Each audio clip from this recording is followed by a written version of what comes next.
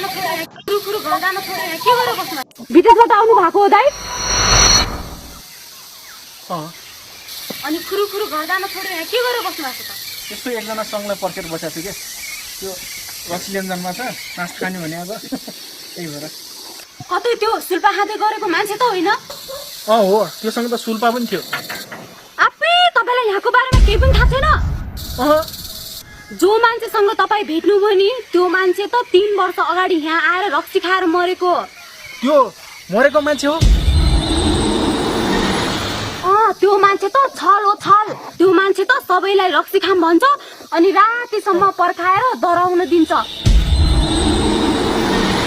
अब घाम पनि डुब्न लाग्यो तपाईँ छिटो घर गइहाल्नुहोस् त्यो मान्छे त छल हो छल त्यसले त पिछा छोड्दैन रात पनि पर्न लाग्यो तपाईँ घर गइहाल्नुहोस् छिटो छिटो जानु छिटो ए दाइ घाम डुब्न लाग्यो छिटो जानु छिटो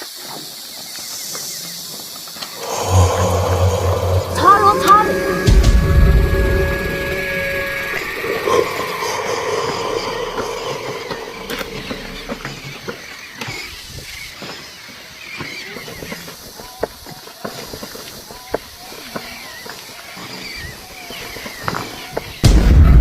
ए दाइ पर्खिनु न भने त्यो मान्छे त छल हो छल छल हो छल ए दाइ पर्खिनु न भने पर्खिनु ए दाइ पर्खिनुहोस् न भने रक्सी खानु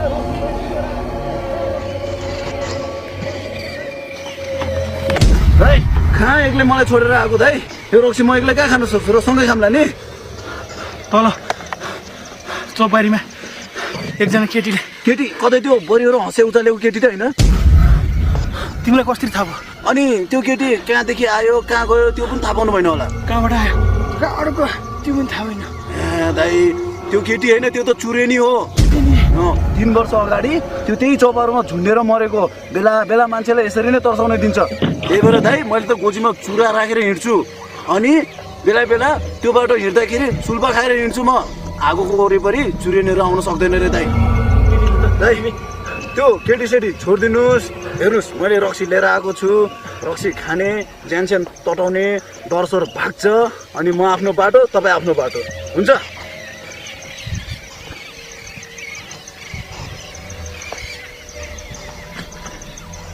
लौ दाइ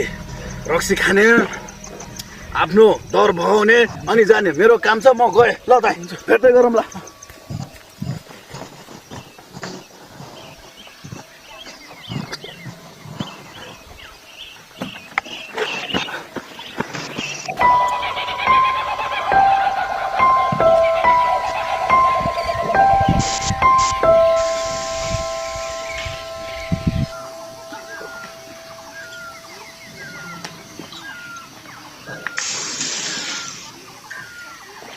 ओहो दाइ नमस्कार नमस्कार तिमी मैते भाइ होइन र हो के छ हालखबर ठिकै छ दाइ बरु तपाईँको पो अत्तो पत्तो छैन अचानक आउनुभयो त के गर्ने भाइ कम्पनी टुटेर गाउँघरमा खबर गर्न पाइएन आइयो दाइ धेरै मोटाउनु भएछ त के गर्ने भाइ पैसा कमाउन सकिन यही त अनि अहिले कहाँबाट आउने म तल घोप्टे बजारबाट आएको दाइ घोप्टे बजार त्यो घोप्टे बजारबाट त म पनि त आइरहेको छु ए तपाईँ त्यो चौपारोको बाटो आउनुभयो होला त्यो चौपारोको बाटो तपाईँलाई थाहा छैन त्यो बाटो त कोही हिँड्दैन नि त कोही हिँड्दैन अघि भर्खर त एकजनासँग रक्सी खाएर आइयो त रक्सी रक्सीको जर्किन त यहीँ मसँग छ अरे जर्किन कता गएछ जाऊ दाइ यहाँ बस्नु ठिक छैन साँझ पर्न लागिसक्यो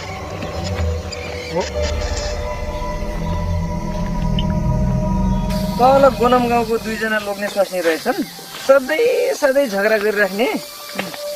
एक दिन त बेसी नराम्रो तालसँग झगडा गरेछन् त्यसपछि स्वास्नीले सहन नसकेर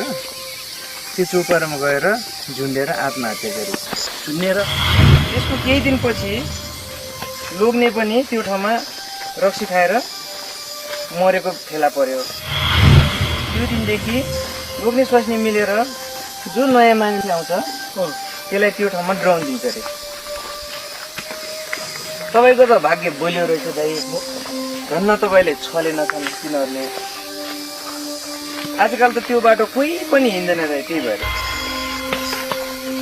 ए भाइ हजुर म अलि थाकेको म छिटो हिँड्छु है। ल हुन्छ दाइ।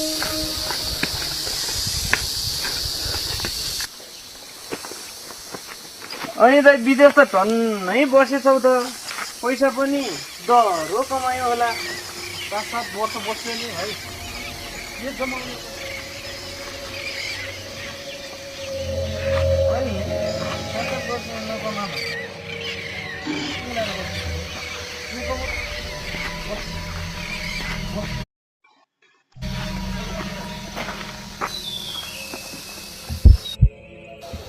मैते खान्छ।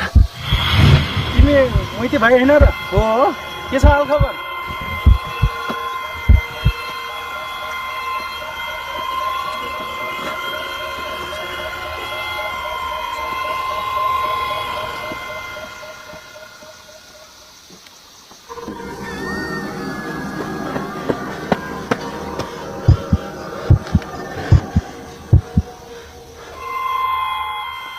हिँड्नुहोस् दाइ, छिटो जाउँ,